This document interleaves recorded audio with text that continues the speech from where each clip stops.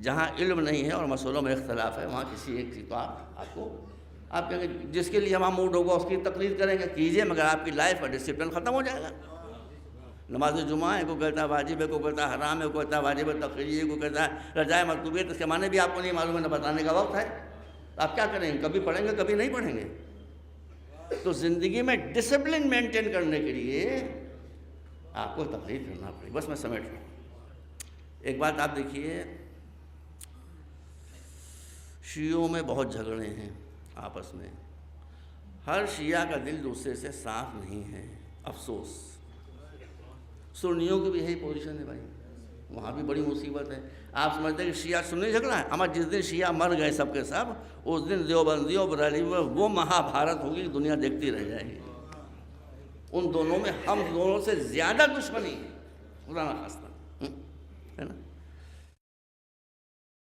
میں کسی مذہب پر نگیٹو تبصرہ کبھی نہیں کرتا۔ بواہیر ہیں بوری، ان میں اختلاف ہے کوئی؟ کیوں نہیں ہے؟ بوریوں میں اختلاف ہے کوئی اختلاف نہیں۔ بوریوں میں ایک لیڈر ہے، لیڈر کا ہونا اختلاف کو ختم کر دیتا ہے۔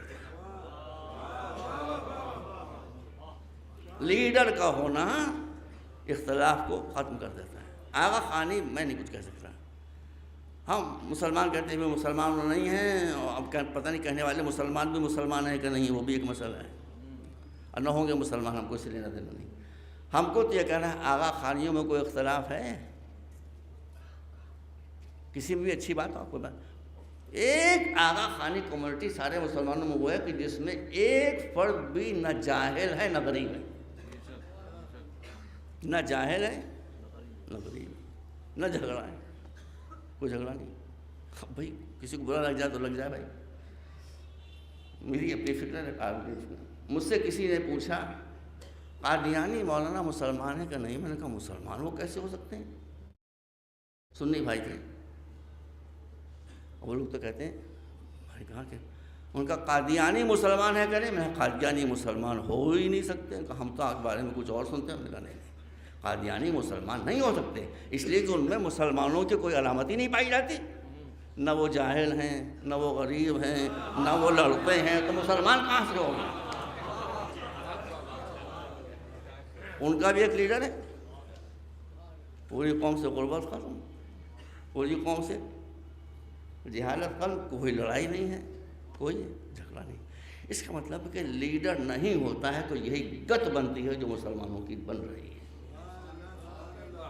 لیڈر ہوتا ہے تو دشمنیاں ختم ہو جاتی ہیں،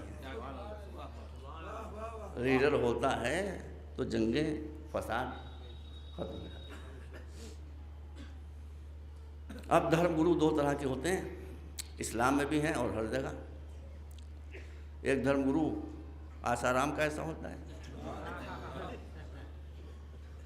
ایک دھرم گرو ابھی جو رام ست ہیں، کیا نام ہے، رام پال، ہاں رام پال، وہ ہیں۔ کل میں نے بتایا تھا ست سائیں بابا بنگلور والے، جن کے پاس شریمتی اندرا گاندھی جی بھی پدھارتی تھی جا کر، جو ان کو منتر دکھایا کرتے تھے، جادو دکھایا کرتے تھے، روحانیت دکھایا کرتے تھے۔ بھائی میرے بچوں، میرے بھائیوں، چھوٹے بھائیوں، ست سائیں بابا کا جب انتقال ہوا ہے تو جس بستر پر وہ سو رہے تھے اس کی چادر جو الٹی گئی تو 94 کروڑ روپیہ برآمد ہوا۔ کیسا کیسا فراڈ ہوتا ہے، کیسا کیسا لوگوں کو بیوقوف بنایا جاتا ہے۔ اچھا مجھے اتنا بتا دو، ست سائیں بابا کا جب بستر کی چادر الٹی گئی تو اس میں سے 94 کروڑ روپیہ برآمد ہوا۔ شب ہجرت جس بستر پر علی سو رہے تھے، اگر اس کی چادر ہٹائی جاتی تو کیا برآمد ہوتا؟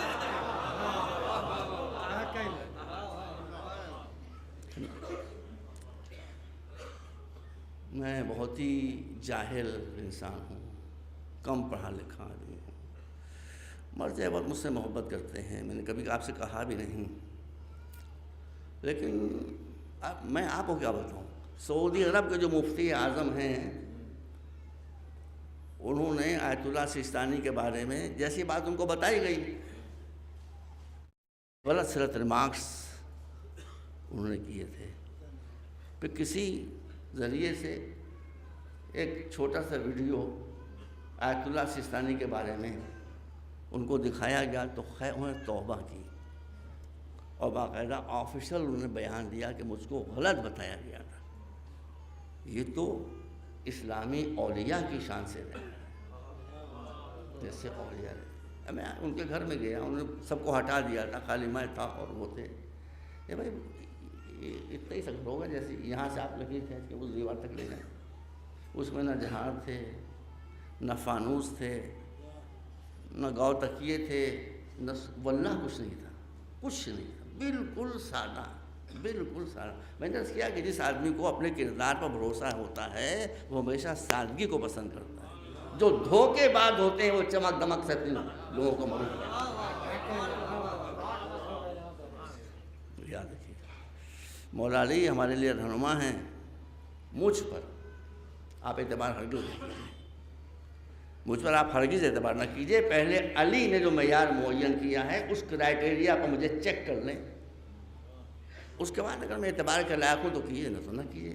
مولا نے کیا کہا؟ مولا نے یہ کہا ہے بیٹا کہ کسی آدمی پر اس وقت تک اعتبار نہ کرنا جب تک اس کا سورس آف انکم نہ معلوم ہو جائے.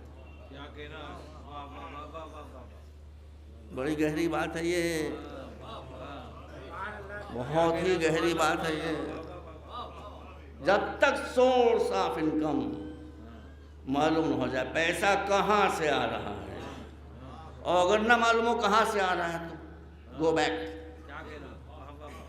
پیچھے کھسک جاؤ. یہ بڑی گر کی بات ہے جو میں آپ کو بتاؤں. پہلے آپ مجھے چیک کیجئے, اگر میرا سورس آف انکم, میری انکم کتنی ہے معلوم ہے, آپ کو بینک اکاؤنٹ معلوم ہے, ٹھیک ہے, تو آپ کو اختیار ہے کہ مجھے بھروسہ کریں یا نہ کریں. میرے بچپن میں بھائی ایک اشتہار نکلتا تھا. وہ اشتہار ایک دوا کا تھا. ایک بچہ 2-2.5 برس کا ادھر بیٹھا ہوا ہے, پکچر اس کی دبلا پتلا سوکھا سہما, ایک ادھر بیٹھا ہوا ہے موٹا بھل, وہی بچہ یاد ہے. اس کے نیچے لکھا ہوتا ہے 2 بچے, ایک بچہ دبلا پتلا سوکھا, اس میں لکھا ہوتا یہ 2 بچے نہیں, ایک ہی بچہ ہے, ایک دوا کھانے کے پہلے ایک دوا کھانے کے بعد. میں کسی کو نہیں کہہ رہا ہوں, میں کسی کو واللہ ہٹ نہیں کر رہا, لیکن جو ایک بات بتا رہا ہوں, جب مذہبی سرگرمیوں میں کوئی آئے تو یہ دیکھ لیجئے کہ مذہب میں آنے سے پہلے کیا پوزیشن تھی.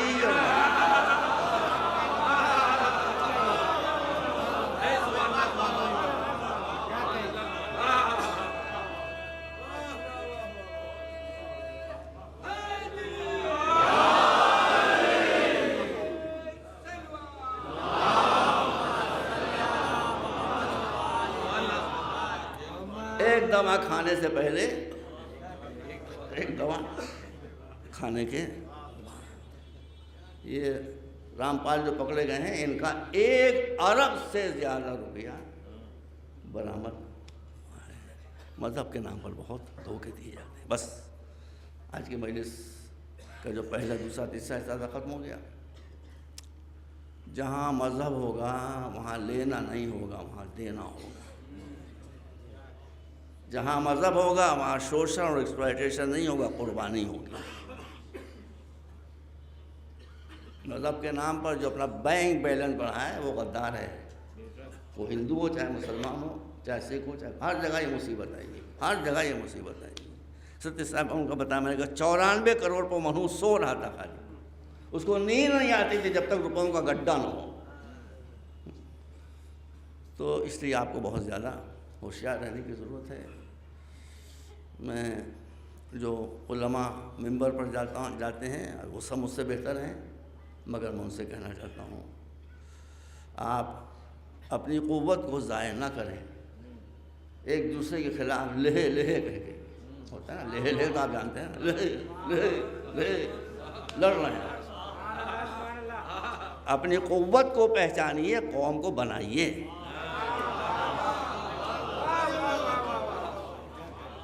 قوم سے غربت کو دور کیجیے. ممبر میں خدا کی قسم بہت طاقت ہے, میری کسی سے کوئی مخالفت نہیں ہے, مجھے پتہ نہیں میں کس کے بارے میں, تو ایک عام بات کر رہا ہوں. اپنی قوت کو پہچانیے. جو قوت آپ تخریب میں صرف کر رہے ہیں وہی تعمیر میں صرف کیجئے، پھر آپ دیکھیے کہ شیعہ قوم 2 سال میں کہاں سے کہاں جاتی ہے۔ دیکھ لیجئے کہاں سے کہاں جاتی، دیکھ لیجئے کہاں سے کہاں جاتی۔ بس مجلس سے بات ختم ہو گیا۔ ہمارے پاس ہم سنی حضرات سے وہ بات بہت سی رہ گئی، میں کل انشاءاللہ کروں گا آپ کے سامنے اگر یاد رہا مجھے۔ تو میں آیت اللہ سستانی کی جب خدمت میں گیا تو انہوں نے تنہائی میں مجھ سے گفتگو کی، پوری باتیں نہیں بتاؤں گا، 2 باتیں بتاؤں گا۔ اس سے آپ کو اندازہ ہوگا کہ ہمارے جو علماء ہیں ان میں ویژن کون سا ہے۔ ویژن کی بات، پہلی بات انہوں نے مجھ سے یہ کہی کہ تم کو اپنی تقریروں سے، اپنی کوششوں سے مسلمانوں میں اتحاد پیدا کرنا ہے۔ افسوس کہ میں اس وقت اس کے بارے میں زیادہ نہیں کہہ سکوں گا۔ دوسری بات انہوں نے کہی کہ اتحاد پیدا نہیں ہوگا جب تک جہالت مٹے گی نہیں، اس لیے تم اپنی قوم کو ایک ایجوکیٹڈ کمیونٹی بناؤ۔ انہوں نے مجھ سے یہ کہا، سن لیجیے بھائیوں، انہوں نے مدرسوں کی بات نہیں کہ مدرسوں کو خالی مدرسوں پڑھا، میں خود مگا جو کہا کہ اس وقت زمانہ ماڈرن ایجوکیشن کا ہے، شیعوں کو ماڈرن ایجوکیشن پر لگاؤ۔ یہ 2 باتیں میں نے آپ کو بتائیں۔ اس لیے اب تو میرا فرض ہے، بھائی میرے مرجع وقت ہے، میں بہت سی باتیں نہیں کر سکا۔ انہوں نے کہا کہ مسلمانوں میں اتحاد پیدا کرو۔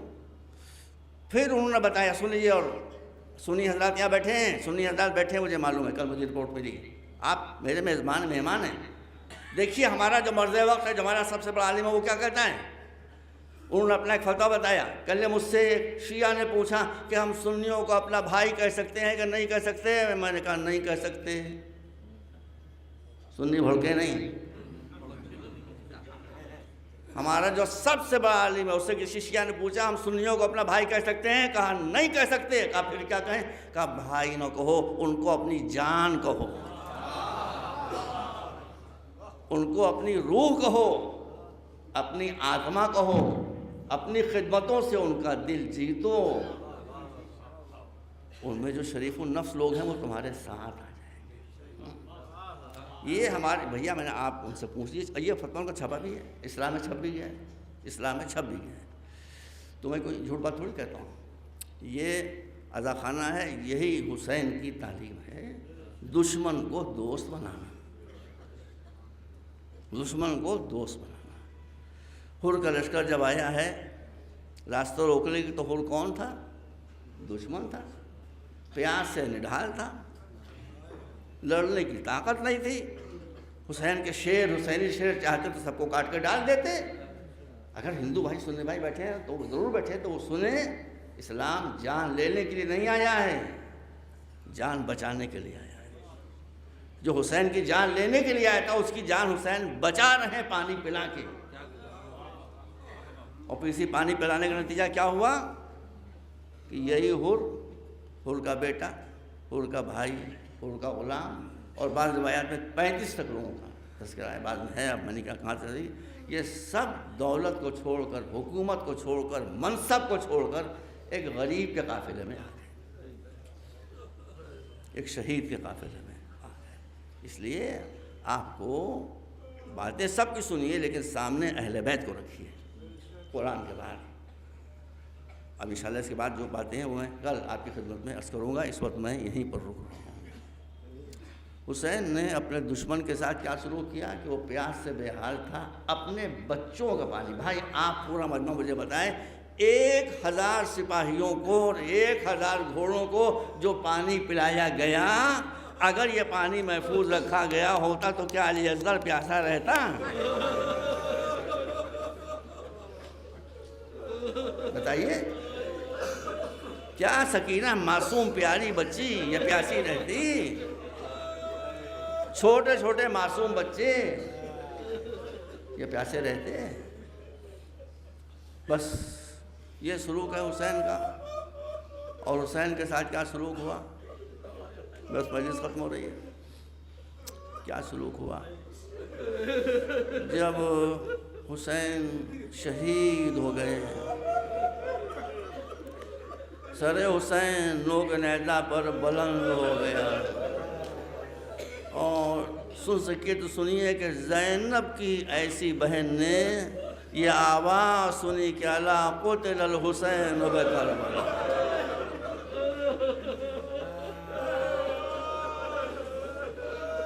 زینب کا تصور کیجئے، دنیا میں ایسی بہن پیدا نہیں کسی ملک میں، کسی سرزمین. زینب کے دل پر کیا گزری ہوگی. پھر خیموں میں آگ لگا دی گئی، کیمپس جو تھے وہ جلنے لگے.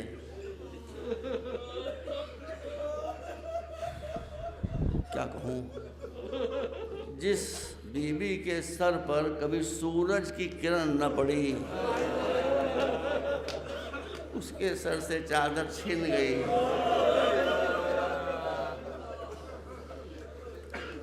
اب عصر کا وقت ہے، جلے ہوئے خیموں کی راکھ ہے.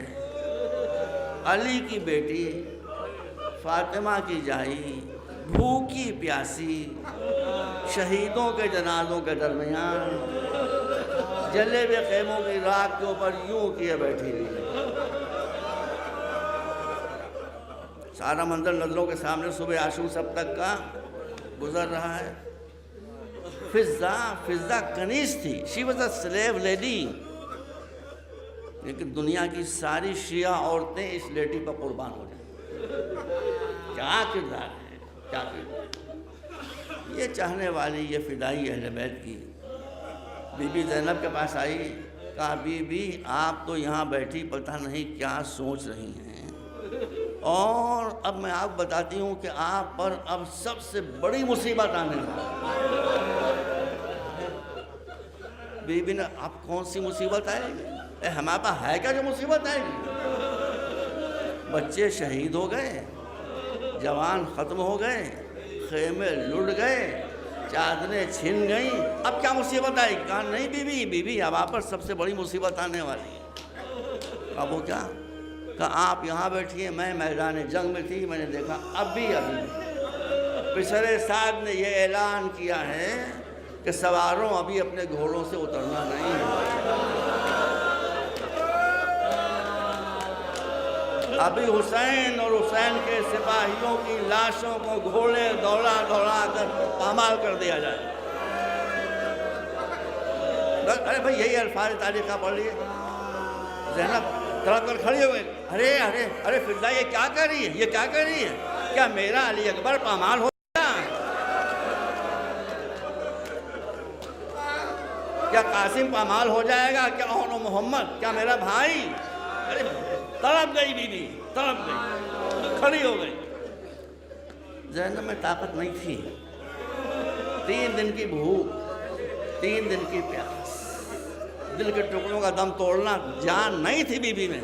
بس واقعہ سامنے ایسا، بی بی تڑپ گئی، دوڑتی ہوئی کربلا کے میدان میں آئی. جب بی بی آئی ہے تو اب منظر یہ تھا کہ جب پسر سعد نے یہ اعلان کیا کہ حسین کے سپاہیوں کی لاشوں پر گھوڑے دوڑیں گے، تو سب سے پہلے حر کا قبیلہ نکل کر آیا. اس نے کہا پسر سعد، ہم نے امیر کی خوشی کے لیے اپنے سردار قبیلہ ہیڈ آف دا ٹرائب کو قتل کر دیا، یہ ہم کر سکتے ہیں، مگر ہمارے سردار قبیلہ کی لاش پر گھوڑے دوڑنا، یہ ہم نہیں کر سکتے، یہ ہم برداشت نہیں کرتے، یہ ہم سہن نہیں کر سکتے. ہمارے تمہاری جنگ ہوگی، بس مجلس ختم ہو گئی 1 منٹ میں. ابن سعد نے کہا اچھا جاؤ تم حر کی لاش اٹھا کر لے چلو. بھائی یہ صحیح بات ہے، گڑھی کی بات نہیں ہے کہ جب حر کے قبیلے کے لوگ اپنے سردار قبیلہ کی لاش اپنے کاندھوں پر اٹھا کر چلے تو اکڑ کر یہ کہتے ہوئے چلے کہ جس کے وارث زندہ ہوتے ہیں اس کی لاش پامال نہیں ہوتی. زینب نے سنا زہیر کی لاش ہٹ گئی، سعید کی لاش ہٹ گئی، سب لاشیں. حضرت علی اکبر ان کے بچانے والے نکل آئے، حضرت عباس ان کے بچانے والے، سب قبیلے کا ٹرائب سسٹم تھا، آ گئے نکل کہ ہم قتل کر سکتے ہیں، یہ نہیں ہو سکتا. اب زینب انتظار کر رہی تھی کہ سب کے بچانے والے نکل آئے، میرے بھیا کا بھی کوئی نکلے گا یا نہیں نکلے گا. بھائی یہ جملے میں نے پڑھے ہیں جب بیوی نے یہ دیکھا کہ میرے بھائی کی لاش پر گھوڑے دوڑ رہے ہیں تو بےکس بیوی کیا کرتی، ایک دفعہ مدینے کا رخ کیا، کہا نانا جان ذرا یہ منظر دیکھیے، وہ حسین جو آپ کی پشت پر آ کر بیٹھتا تھا، جو آپ کے کاندھے پر سوار ہوتا تھا، آج گھوڑے اسے روندے ڈال رہے ہیں، نانا جان آ کر میرے بھائی کے جسم کو بچا لیا۔